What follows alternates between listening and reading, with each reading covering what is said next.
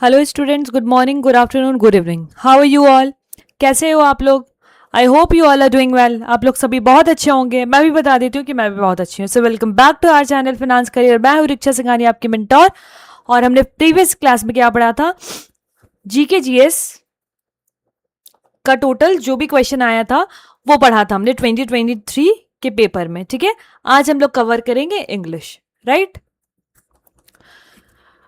तो previous class में जो भी प्रॉब्लम हुआ होगा मेरे को आप टेलीग्राम चैनल पे बताइए, और कमेंट सेक्शन पे भी आप मेरे को बता सकते हैं कि कहाँ पे भी आपको प्रॉब्लम हुआ है। I am here to help you out. जहाँ कहीं भी आपको प्रॉब्लम हो, या फिर आपको अदर देन दिस क्वेश्चन, मतलब कि क्वेश्चन से अलावा भी अगर आपको कोई प्रॉब्लम हो रहा है वैकेंसी रिलेटेड, या फिर कुछ नोटिफिकेशन, सिलेबस, या फिर कोई भी अपकमिंग नोटिफिकेशन से रिलेटेड, तो वो भी आप डिस्कस कर सकते हैं, राइट?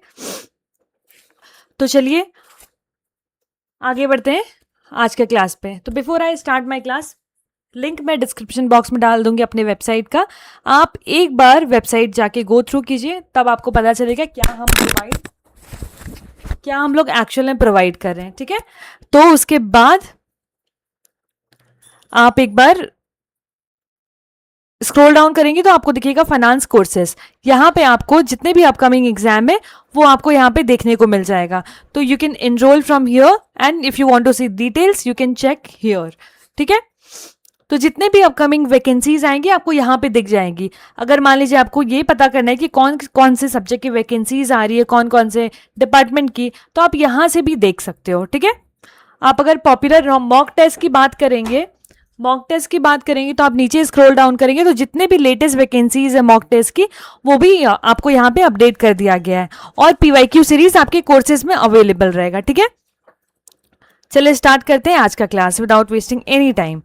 तो पहला क्वेश्चन है हमारा, select the most appropriate antonym. ठीक है, इंस्ट्रक्शन अच्छे से पढ़िएगा। Of the word given in brackets to fill in the blanks. The fisherman was in mirth when his boat started leaking.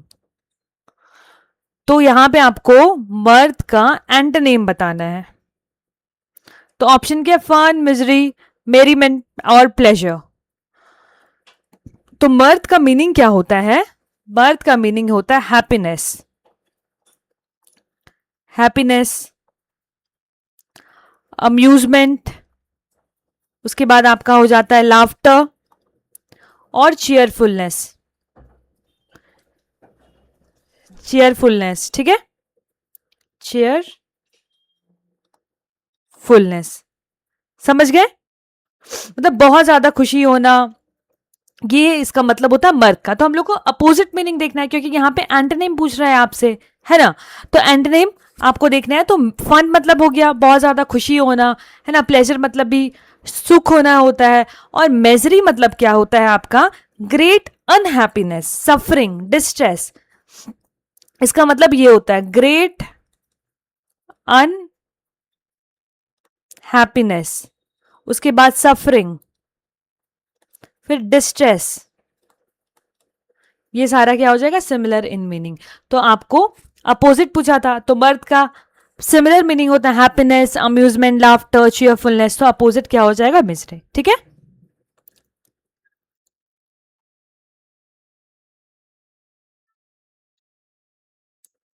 चलिए बढ़ते हैं नेक्स्ट क्वेश्चन की तरफ। Select the most appropriate meaning of the given idiom. Piece of cake. बहुत ही simple idiom है ये, मतलब something very easy to do. जैसे आपने मान लीजिए फिनांस करियर से प्रेपरेशन किया, उसके बाद आप अपने फ्रेंड्स को बोलेंगे to qualify any PSU exam it is very easy for me, तो it's a piece of cake for me. ठीक है, तो ऐसे आप बोल सकते हो। तो पीस ऑफ केक मतलब इसका लिटरल मीनिंग होता है कि something very easy to do, बहुत ही आसान। ठीक है,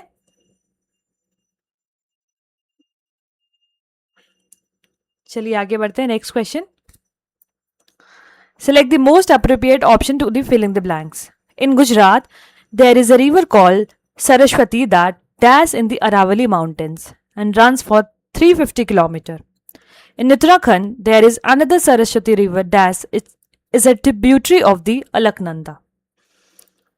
तो आपको ऑप्शन बताना है, यहाँ पे ओरिजिनेटिंग होगा विच होगा या ओरिजिनेटेड होगा व्हाट होगा, ओरिजिनेटेड होगा हु होगा, ओरिजिनेट्स होगा दैट होगा।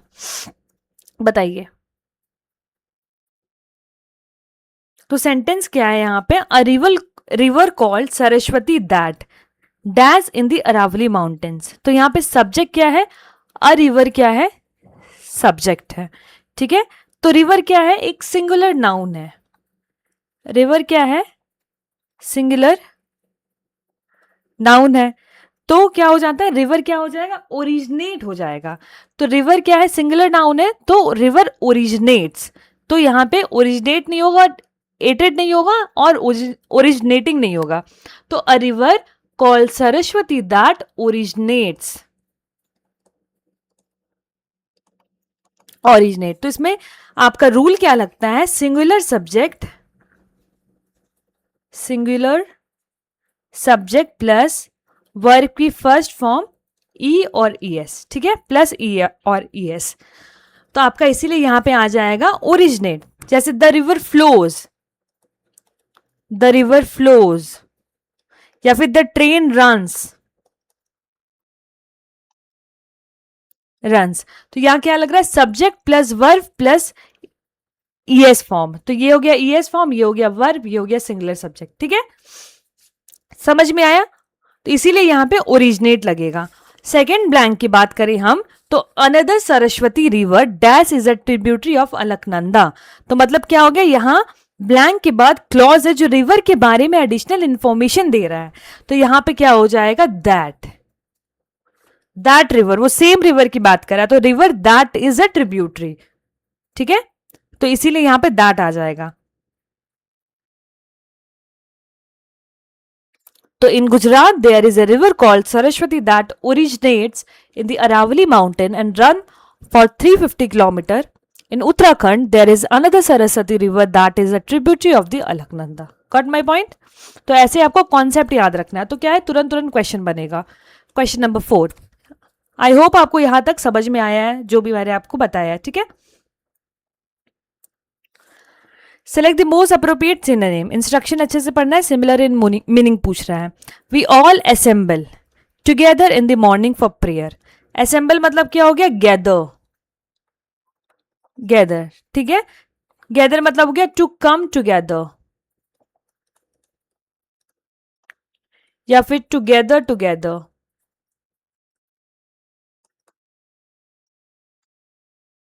ठीक है, मतलब इकट्ठा होना, ठीक है। इसका हिंदी मीनिंग हो जाएगा। तो असेंबल मतलब क्या हो जाएगा, गैदर होना। तो option number 2 is the correct answer. Scatter मतलब अलग अलग हो जाना, सेपरेट मतलब भी अलग अलग हो जाना, डिवाइड मतलब भी अलग होता है। तो ये तीनों क्या हो जाएगा, आपका एंटोनिम हो जाएगा। एक ऑप्शन बचा आपका सिनोनिम। Good to go. अब आते हैं क्वेश्चन नंबर 5। सेंटेंस और paragraph are given below in jumble order, arrange the sentence in the correct order. तो ये चार लाइन दिया हुआ आपको, इसको मीनिंगफुल सेंटेंस में आपको बनाना है, ठीक है। ऑप्शन देखते हैं। ऑप्शन नंबर ए देखते हैं, सेंटेंस ए से स्टार्ट हो रहा है, now clean that for lunch and peel those potatoes she said. तो नाउ दैट, इसके पहले भी कुछ सेंटेंस बोलेगा, उसके बाद बोल रहा है now clean that for the lunch. तो option number A is the wrong. D से स्टार्ट करते हैं फिर, नानी handed her a heap of rice on the plate. नानी ने उसको पकड़ाया राइस का प्लेट, तो ये भी नहीं होगा। सी देखते हैं, Pinky made her bed swept the floor and went to the kitchen. Pinky ने अपना बेड बनाया, फ्लोर को साफ किया और किचन पे गई, है ना। उसके बाद क्या हुआ, डी नानी हैंड, उसके बाद नानी ने उसको प्लेट दिया राइस का, है ना, वो किचन में गई उसके बाद ना दिया प्लेट। तो option number 3 is the correct answer. तो आपको ऐसे बनाना है, ठीक है, सेंटेंस को। तो ऐसे तुरंत आपका सेंटेंस बनेगा। तो पिंकी ने क्या किया, पहले अपना बेड बनाया, swept the floor and went to the kitchen. Pinky पहले किचन में जाती है, Nani Nani handed her a heap of rice on the plate. अब नानी उसे राइस का प्लेट देती है और उसके बाद वो क्लीन करती है लंच के लिए, उसके बाद वो पोटैटोज पील करती है। उसके बाद क्या होता है, वहां उसको क्लियरली इंडिकेशन मिलता है, plate in hand Pinky went and stood near the window, ठीक है। तो यानी यहाँ क्या हो गया, प्लेट उसके हाथ में था प्रीवियस सेंटेंस में, तो प्लेट को रिफर किया गया है। तो option number 3 is the correct answer. तो आपको ऐसे जंबल करके इसको कोहेरेंट सेंटेंस बनाना है। तो आपको ऑप्शन से ही एलिमिनेट करना है और देखना है कि कौन सा ऑप्शन आप एलिमिनेट कर पा रहे हो, ठीक है, तो आपको तुरंत आंसर मिल जाएगा।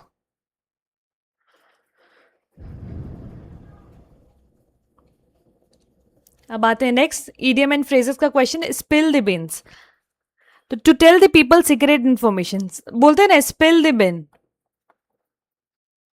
अब जल्दी जल्दी से अपना सीक्रेट बताओ, तो क्या हो जाता है इसका मतलब, स्पिल द बीन्स का मतलब टू रिवील अ सीक्रेट, मतलब राज खोल देना, जो भी बात आपको पता था उसको रिवील कर देना। आप बहुत बार ऐसे सुनते होंगे, आप बोलते हैं don't spill the beans about the surprise party, तो आपको सरप्राइज पार्टी का सीक्रेट नहीं रिवील करना है अभी। So you have to tell कि don't spin the bill about the surprise party. Meaning क्या हो गया, सरप्राइज पार्टी का सीक्रेट रिवील मत करो। तो लिटरल मीनिंग मतलब ये नहीं होता है कि स्पिल द बीन्स, बीन को गिरा दो, तो इसका ईडियम मीनिंग होता है सीक्रेट को रिवील करना, ठीक है। और सिमिलर इन मीनिंग और ईडियम क्या होता है एक का, let the cat out of the bag, और एक होता है गिव अवे दी सीक्रेट, ठीक है। ये दोनों मीनिंग होता है, मतलब दो और सिमिलर स्पिल द बीन से रिलेटेड ईडियम आपको ये मिल जाएगा, ठीक है। क्वेश्चन नंबर 7, ये भी पैरा जंबल का है।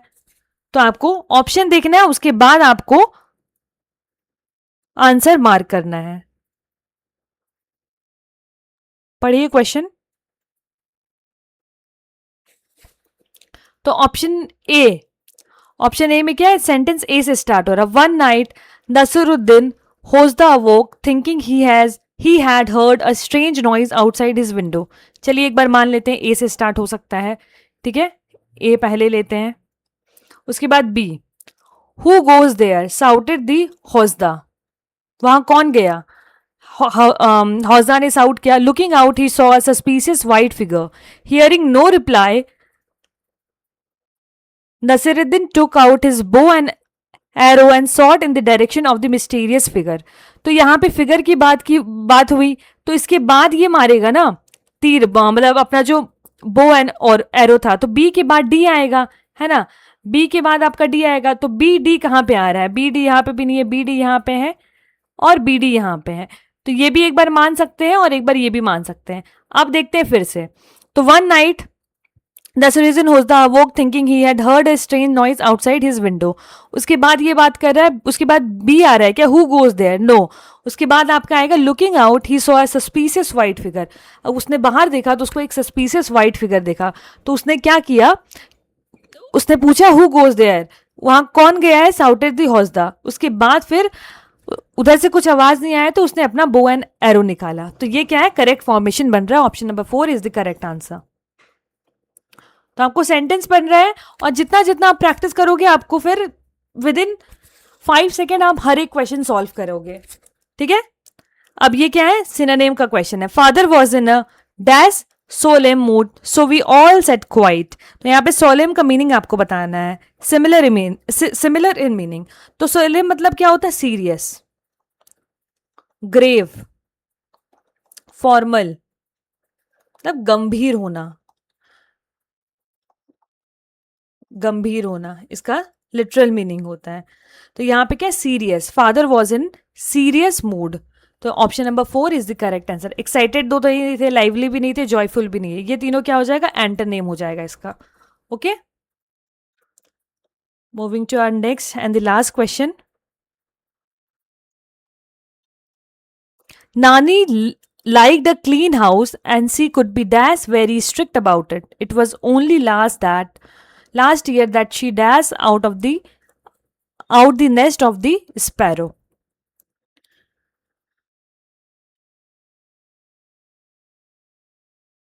तो यहां पे आपको क्या है, she could be dash very strict about it। तो यहां पे क्या है, आपको करेक्ट एक्सप्रेशन बताना है, वेरी स्ट्रिक्ट, है ना, and she could be very. तो वेरी यहाँ पे क्या हो जाएगा, एडजेक्टिव हो जाएगा, स्ट्रिक्ट को मॉडिफाई करता है, ठीक है, स्ट्रिक्ट को मॉडिफाई करता है क्या, वेरी। एग्जाम्पल जैसे आप बोलते हैं ना वेरी गुड, उसके बाद very bad, very difficult, difficult, तो ये क्या इसके साथ और एम्फेसाइज करता है वो वर्ड को, इसीलिए हम लोग वेरी लगाते हैं, वेरी ब्यूटीफुल। देयरफॉर वेरी क्या हो जाता है, वेरी क्या है, स्ट्रिक्ट, मतलब नानी क्या है, बहुत ज्यादा स्ट्रिक्ट है, तो यहाँ पे क्या है, वेरी लगेगा। तो नानी like a clean house and she could be very very strict about it. तो हम लोग एक वर्ड को एम्फेसाइज करने के लिए वेरी वेरी लगाते हैं, है ना। और नेक्स्ट क्या है, it was only that last year that she dash out of the nest of the sparrow, मतलब क्या है, had thrown, she had thrown out the nest of a sparrow, मतलब क्या हुआ, इसमें क्या है, पास्ट परफेक्ट टेंस लगेगा, क्या लगेगा, पास्ट परफेक्ट टेंस लगेगा, मतलब हैड प्लस वर्ब की third form, had plus verb की थर्ड फॉर्म। तो थ्रोन क्या है, वर्ब है, और थर्ड फॉर्म क्या हो जाता है, थ्रोन हो जाता है, ठीक है, थ्रोन क्या हो जाता है, वर्ब की थर्ड फॉर्म, इसीलिए यहां पे हैड प्लस थ्रोन आएगा, तो had thrown. It was only last year that she had thrown out the nest of the sparrow. समझ गए। तो ये था टोटल आज का क्वेश्चन, पूरा 2023 का आपका जीके जीएस और इंग्लिश कंप्लीट हुआ। नेक्स्ट क्लास में मिलते हैं न्यू ईयर के पीवाईक्यूज के साथ। तब तक के लिए keep revising this session. Video अच्छा लगा हो तो चैनल को लाइक कीजिएगा, वीडियो को सब्सक्राइब कीजिएगा। Thank you so much.